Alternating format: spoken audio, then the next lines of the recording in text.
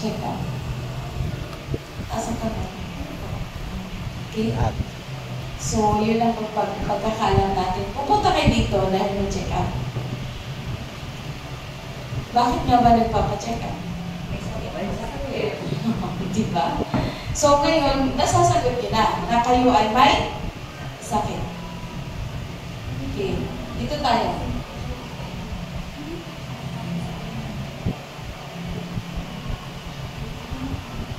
Dito tayo sa why and how. Kaya ako kayo tinanong, bakit kayo pumunta rito? Kasi nga magpa-check up. Bakit ka magpa-check up? Dahil may sakit. Yun yung why. And then, ang sunod, how? Okay. Papaano? Papaano kaya? Papaano natin malaman na tayo ay may sakit? Okay? Sino dito ang pumunta dito na alam nilang may sakit sila?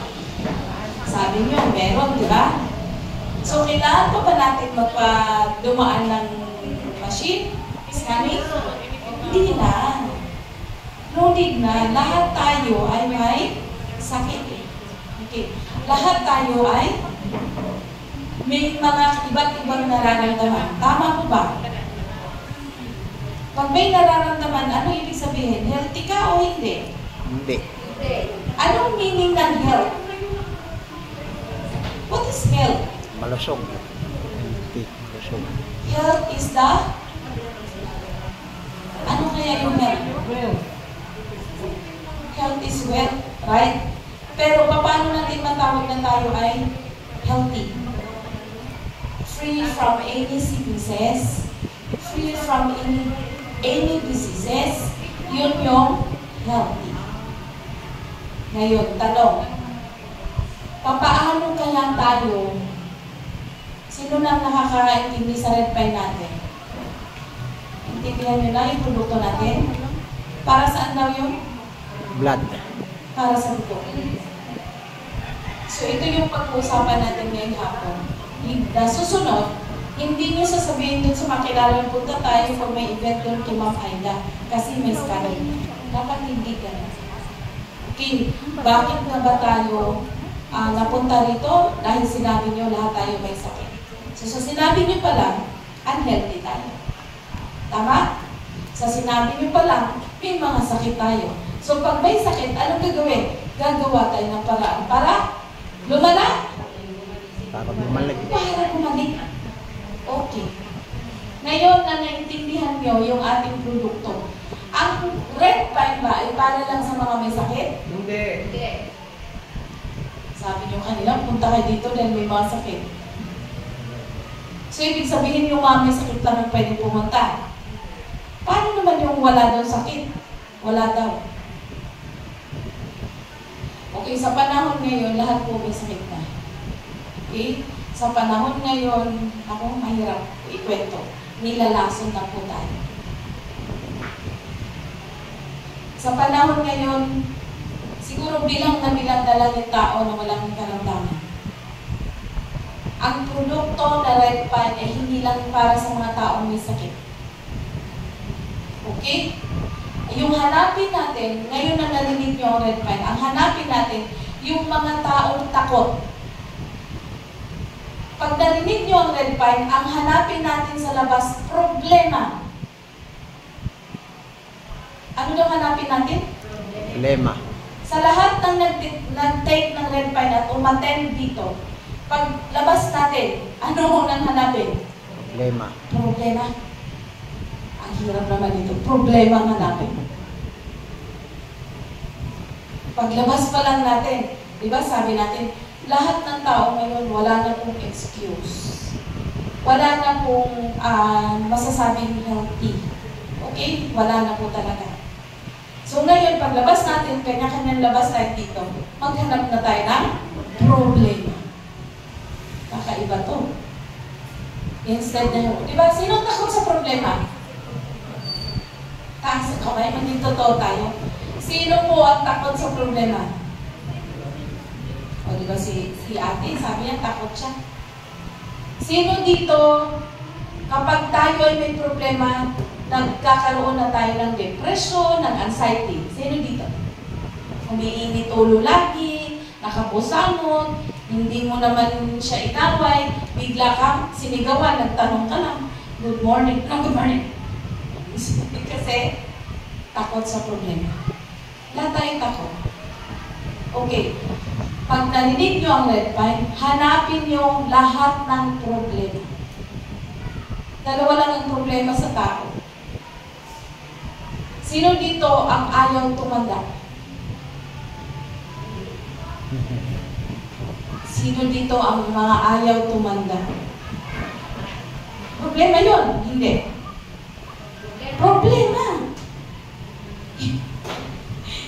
Problema, di ba tayo nasasabihin, maghanap tayo lagi ng problema. Dalawang uri ng hanapin natin. Puro problema.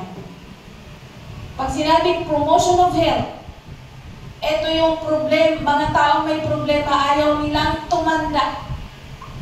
Ito yung mga taong ayaw nilang maranasang magkasakit. Problema yun. So may kikilala ba kayo na may mga taong ayaw tumanda, ayaw magkasakit? May kakilala kayo? Meron. Meron, wala? Marami. Marami pala eh. Ngayong alam nyo ng red pine, pwede sa kanya. Number 2 ang hanapin natin. Okay. Mamaya. Ngayon, lahat ng mga namong problema, ayaw tumanda at ayaw magkasakit. Bigyan nyo ng red pine. Why si red pine nakakabata? Bakit? Anong ginawa ng red pine? Nililinis ang dugo. Kapag malinis ang dugo ng tao, malayo ka sa iba't ibang uri ng sakit. Okay? Sa dugo nanggagaling lahat ng sakit. Tama? Okay. Ngayon, ang pangalawa na problemang hanapin. Yung mga tao na may mga sakit na ayaw mawala sa mundo. Yung mga taong nasa stage na ng kabataan, meaning ng SK. Anong meaning ng SK? Sangguniang kabataan. Kapag tayo ay 65 above, SK pa rin tayo. Sinaunang kabataan. Okay? So, gusto niyo ba magiging SK? Yes. Magiging SK tayo ulit. Mga sinaunang kabataan, kailangan bumalik tayo sa pagiging bata. Takot pa kayo tumanda? Sino dito ang takot tumanda? Dapat matakot tayo. Kaya tayo tumanda kasi yung ating dugo sobrang dumi na. Yung ating katawan sobrang dami ng nararamdaman. That's why tumatanda ang tao. Okay? So dalawang uri lang ang problemang hanapin. Problema ng mga ayaw tumanda at ayaw magkasakit, at problema ng mga may sakit na ayaw na mawala sa mundo at gusto nila bumata. Maliwanag. Marami ba kayong kakilala ganyan? Marami, wala. O, problema ba i-share ang red pine? No. Hindi. Kaya sabi ko sa inyo, hindi nyo kailangan mag-bias. Lahat tayo may karamdaman. Sa red pine na nina-address yung pinaka-root cause ng lahat ng sakit, yung dugo. Okay, prevention of disease. Ito yung mga tao na may mga sakit na ayaw natin palalain. Huwag niyong kalimutan ito, dalawang hanaping problema. Problema na ayaw tumanda at ayaw magkasakit. At yung mga may sakit, prevention of disease. Promotion of health. Prevention na hindi magkaroon ng malalang sakit. Huwag nyo nang hintayin lalala tayo. Kasi pag pinabayaan natin ang pinabayaan yung ating dugo na napakarumi, can you imagine mula nung ipinanganak tayo, ilang taon na po kayo ate? 68. Mula nung bata ka hanggang ngayon, nagpa-chinsoy ka ba ng dugo? Diba? Hindi pa sasakyan. Nagpapachinsoy. Diba? May pa sasakyan. Pinapachinsoy, pinapalinis ang? Pinapalinis ang? Makina. oil. Para hindi masira ang makina. Samantalang tayo, umabot tayo sa ganitong taon, hindi man lang natin naisip na kailangan natin linisin ang dugo para hindi masira. Number one, ang puso. Kaya nga pina-change oil lang mga motor. Sino may motor dito? Pinapa-change oil ba motor? O bakit yung ipapa-change oil? Para hindi masira ang makina. Eh bakit tayo? Hindi natin change oil yung dugo. Diba? Kasi binabaliwala natin. Walang budget. Kapag maging madumi na ang dugo natin, delikado tayo sa iba't ibang sakit. Kaya niyo muna ako magdadaldal dito. Kasi maghihintay pa yung iba sa pag-i-scan. Okay? Habang nag-i-scan ka, hindi kayo matutulog.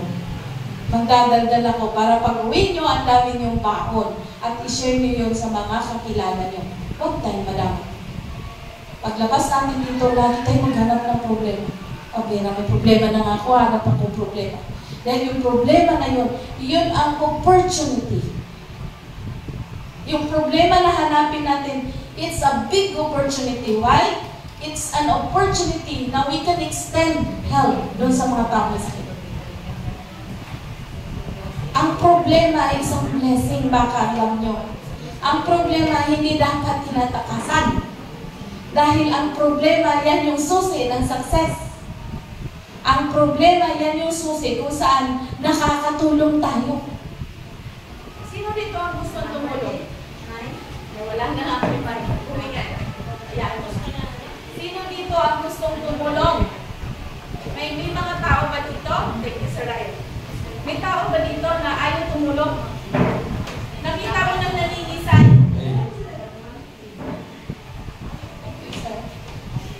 Sino dito ang mga taong ayaw tumulong? Taas ang kamay. Kasi sisikmurahan daw namin kayo. Hindi kayo tutulong. Sino dito ang taong walang puso pagdating sa tulong? Aba, likas ng mga Filipino ay matulungin. Tama. At likas ng mga Filipino ay masayahin. Alam niyo ba yun? Tapos hindi natin pinamuhay. Likas ng mga Filipino matulungin. At likas ng mga Filipino ay masayahin. Huwag nating alisin yun. Paano niyo masasabi na masayahin ng Filipino? Kaya ako ito ipaalala sa ating lahat. Paano natin nasasabi na mga Filipino ay talagang likas na masayahin? Walang makapagsabi? Hindi ba kayo masaya sa buhay? Masaya kayo, hindi. Tingnan nyo, ibang lahi wala silang pakialam. Okay? Ibang lahi talaga namang pagdating sa tulong, they don't care. Totoo yun. Kahit nadapa ka na dyan, wala silang pakialam kung ibabangon ka. Pero pag Pinoy, teka lang din, ikaw ba? Diba ka? Yung friend ni Israel kanina doon sa boat, dahil inabot niya yung mani, nalaglag siya sa upuan. See, somebody standing. Nilapitan at tinulungan siya. Likas na matulungin ang mga Filipino. Likas din na masayahin. Totoo ba yun? Paano paraan ng masasabi natin likas na masayahin? Sino makapagsabi ng likas na masayahin ng mga Pinoy? Totoo yun. Tingnan nyo. Walang makapagsabi ha. Dito nyo may malalaman na talagang mga Pinoy, napakamasayahin. Okay, may maglalakad ka. Biglang may nakitang nadapa. Nadapa na, tinawanan mo pa. Tawa ka pa ng tawa. Nadapa na nga, ay, nadapa. Tatawa ka pa. So yun ang likas ng Pinoy. Masayahin. Okay? Nakita nyo nang nahihirapan na yung tao. Tatawa pa talaga, tama? Nadapa. Hindi, nadapa. Tatawa ka na. Tatawa ka, hindi. Kaya ako pinaalala sa atin ito. Dahil kung tutusin ng mga Pinoy, hindi talaga dapat madali magkasakit kasi masayahin tayo. Now, dito tayo. Ngayon sa narinig nyo, May kakayanan po ba tayong mag-share sa produkto? Yes. Ano ang unang hanapin? Ano daw ang unang hanapin paglabas? Problema. Ngayon, sikapin nyo lang maghanap tayo ng problema. Why? Ang problema ay isang blessing. Totoo yun. For example, dito na lang. Yan sinasabi ko. Look at your problems as your problems and then continue to hold it down. See them as a blessings in disguise and that's what they'll become. Kung ang problema, tingnan mong isang problema, problema talaga.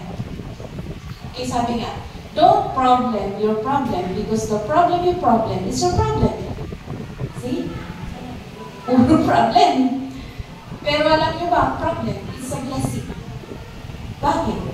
Kung hindi dahil sa problema, hindi magkaroon ng red flag si Mama Aida dito. Nakita niya problema sa Burias. May hospital dito? Wala. Problema hindi. Problema. Health risk. Sabi ko sa inyo, maghanap kayo laging problema. Halimbawa sa Burias, lahat ng tao dito walang tsinelas. Problema hindi. Ngayon na ikaw nakita mong problema yan, lagi nga tayo maghanap problema. Kasi ang problema, blessing yan. Tingnan nyo, naku, walang mga tsinelas. Mag-iisip ka ngayon, pupunta kang Divisoria, maraming tsinelas doon. Para magbenta ako sa buong Burias ng tsinelas, nakakita ka ng problema. Ngayon, ikaw ang unang taong nagdala ng tsinelas sa buong Burias. Blessing o hindi? Blessing. Blessing. Nagkaroon kang business. Kaya nga sinabi ko sa inyo, laging magharap ng problema. Kasi blessing yan, dyan ka pagyayamanin. Okay. Pagdating dito